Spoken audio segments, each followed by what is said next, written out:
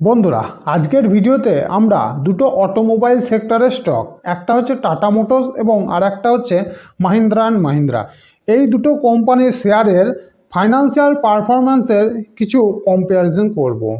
আশা করছি ভিডিওটা আপনাদের অবশ্যই ভালো লাগবে। সাইড বাই সাইড আমরা কম্পেয়ার করে দেখব, তাহলে অবশ্যই ভালো লাগারই কথা। তাই ভিডিওটা যদি ভালো লাগে তাহলে অবশ্যই একটা লাইক করবেন। এবার আসুন শুরু করা যাক আজকের ভিডিও। বন্ধুরা, আমরা জানি যে দুটো কোম্পানি অটোমোবাইল সেক্টরের মধ্যে আছে, অর্থাৎ বড় বড় গাড়ি ঘোড়া তৈরি করা, এটাই হচ্ছে এই কোম্পানির কাজ। তবে বর্তমানে কোম্পানির শেয়ারের দাম টাটা মোটরসের অনেকটা নিচে নেমেছে। আমরা দেখেছি প্রায় 900 টাকা 1000 টাকা থেকে কোম্পানির শেয়ারের দাম 687 টাকা হয়ে গেছে। তাই এটাও একটা দেখার বিষয়। আর মাহিন্দ্রা অ্যান্ড মাহিন্দ্রা শেয়ারের দাম তো 2800 টাকার উপরই রয়েছে এখনও পর্যন্ত। মার্কেট ক্যাপ অনুযায়ী কিন্তু প্রচুর বড় কোম্পানি, অর্থাৎ লার্জ ক্যাপ কোম্পানি বলতে পারেন। 2 লাখ কোটি টাকার উপর হচ্ছে টাটা মোটরস এবং 3 লাখ কোটি টাকার উপর হচ্ছে মাহিন্দ্রা অ্যান্ড মাহিন্দ্রা। তাই দুটো company large cap company. PE ratio যদি দেখি এবং ইন্ডাস্ট্রি পিই রেশিও যদি দেখি, এক্ষেত্রে আমাদের মনে হচ্ছে যে টাটা মোটরস কিন্তু অনেকটা আন্ডার ভ্যালুড, কারণ ইন্ডাস্ট্রি পিই রেশিওর থেকে কিন্তু কোম্পানির পিই রেশিও অনেকটা কম রয়েছে। এটা একটা দেখার বিষয়। আর মাহিন্দ্রা অ্যান্ড মাহিন্দ্রার প্রায় একই রকম রয়েছে, রিটার্ন অন অ্যাসেটও প্রায় কাছাকাছি রয়েছে। তবে টাটা মোটরসের এখানে আমরা দেখতে পাচ্ছি অনেক ভালো মাহিন্দ্রা অ্যান্ড মাহিন্দ্রার থেকে।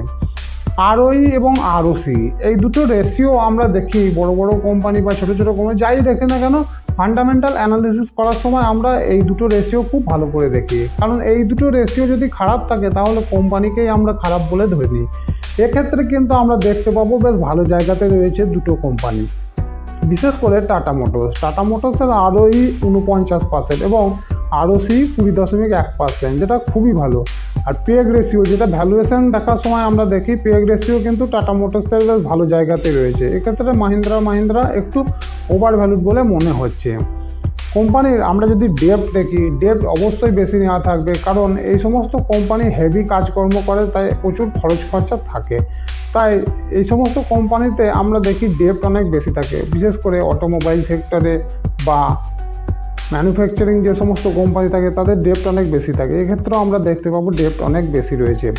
সেলস গ্রোথ লাস্ট 1 বছরে অনেকটা কমেছে অন্যান্য বছরের তুলনায়। দুটো কোম্পানির সেলস গ্রোথ কমেছে, তবে প্রফিট গ্রোথ টাটা মোটরসের লাস্ট 1 বছরে বেশ ভালো জায়গাতে রয়েছে, 57.9%। লাস্ট 5 বছরের যদি আমরা সেলস গ্রোথ দেখি, তাহলে সেলস গ্রোথ কিন্তু খুব বেশি আমরা দেখতে পাবো না। টাটা মোটরসের 7.72% সেলস গ্রোথ, 5.84% সেলস গ্রোথ হচ্ছে মাহিন্দ্রা অ্যান্ড মাহিন্দ্রা। কিন্তু প্রফিট গ্রোথ আমরা দেখতে পাবো বেশ ভালো জায়গাতেই রয়েছে। টাটা মোটরসের 93% প্রফিট গ্রোথ, আর মাহিন্দ্রা অ্যান্ড মাহিন্দ্রার 16.8%, যেটা খুব একটা খারাপ নয়। আমরা টাটা মোটরসের কাছে হয়তো মাহিন্দ্রা অ্যান্ড মাহিন্দ্রাকে অনেকটা কম মনে হতে পারে, তবে এটাও কিন্তু খুব একটা কম নয়। আর বন্ধুরা, একটা কথা আপনাদেরকে বলে রাখি, এখানে আপনারা দেখতে পাবেন আমি কিছু সংখ্যা সবুজ কালারে দিয়েছি, কিছু সংখ্যা লাল, কিছু বাদামি, এই ধরনের কালারগুলোকে পরিবর্তন করা হয়েছে। এখানে থেকে আপনারা অবশ্যই একটা জিনিস বুঝে নেবেন যে কোন সংখ্যাটা আপনার জন্য ভালো। বিশেষ করে আমি আপনাদেরকে বলে রাখি, যেগুলো সবুজ কালারের দেখতে পাবেন সেগুলো কিন্তু খুব একটা চিন্তা করার বিষয় নয়, সেগুলো মোটামুটি ধরতে পারেন যে সব কিছু ঠিকঠাকই আছে। তবে যেগুলো বাদামি কালার রয়েছে এবং যেগুলো বিশেষ করে লাল কালারের রয়েছে, সেগুলোকে একটু চিন্তাভাবনা করে দেখতে হবে, কারণ এই লাল কালারগুলো কোম্পানির জন্যও খারাপ এবং আপনি যদি সেই কোম্পানিতে বিনিয়োগকারী হয়ে থাকেন তাহলে আপনার জন্য খারাপ। আমার ব্যক্তিগতভাবে এটাই মনে হয়, বিভিন্ন রেশিওগুলোকে দেখে এবং বিগত দিনে বিনিয়োগ করে আমি যেটা বুঝেছি সেটাই আমি আপনাদেরকে এখানে সংখ্যায় কালারের মাধ্যমে বোঝাবার চেষ্টা করেছি। অবশ্যই আপনারা যখন শেয়ার বাজার বা শেয়ারের সম্পর্কে ভিডিও দেখছেন, তখন আমি ধরেই নিয়েছি যে আপনাদের যথেষ্ট বুদ্ধি আছে এটা বোঝার মতো, তাই আমাকে নতুন করে কিছু বলতে হবে বলে আমার মনে হয় না। তবুও একবার আপনাদেরকে স্মরণ করিয়ে দিলাম। আপনারা এই রেশিওগুলোকে অবশ্যই দেখবেন, শুধুমাত্র আমার কথায় ধ্যান দেবেন না, এগুলোকে দেখবেন এবং নিজেদের মতো করে রিসার্চ করবেন, তারপর বিনিয়োগ করার কথা ভাববেন। আর বন্ধুরা, এই দুটো কোম্পানির মধ্যে আপনাদের কোন কোম্পানিটাকে পছন্দ, সেই কোম্পানিটার নাম অবশ্যই আমাকে কমেন্টে জানাবেন। তাহলে সেই কমেন্টগুলো থেকে নতুন যারা বিনিয়োগকারী রয়েছে তারা কোনটা ভালো কোম্পানি এটা বোঝার একটা সুযোগ পাবেন।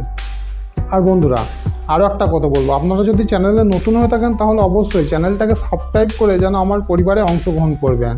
যেমন বন্ধুরা, কোম্পানির যেহেতু মার্কেট ক্যাপিটালাইজেশন অনেক বেশি, তাই দুটো কোম্পানির কিন্তু গ্রোথ পোটেনশিয়াল আগামী 5-7 বছর কিন্তু খুব বেশি হবে না, মিডিয়াম গ্রোথ করবে। তবে অবশ্যই লং টার্মের জন্য কিন্তু প্রচুর গ্রোথ বাকি রয়েছে। আর রিস্কও এক্ষেত্রে অনেক কম, কারণ মার্কেট ক্যাপিটালাইজেশন অনেক বেশি, তাই এই কোম্পানি সহজে ব্যাংকরাপ্ট হওয়ার সম্ভাবনা কম। আর এছাড়াও সরকারের সাপোর্ট এই সমস্ত কোম্পানিতে রয়েছে। আর কোম্পানি আমরা যদি ফেয়ার ভ্যালু দেখি সেটা হচ্ছে মাহিন্দ্রা অ্যান্ড মাহিন্দ্রা, আর আন্ডার ভ্যালুড হচ্ছে টাটা মোটরস। এটুকু আপনাদেরকে আমি বলে রাখতে পারি।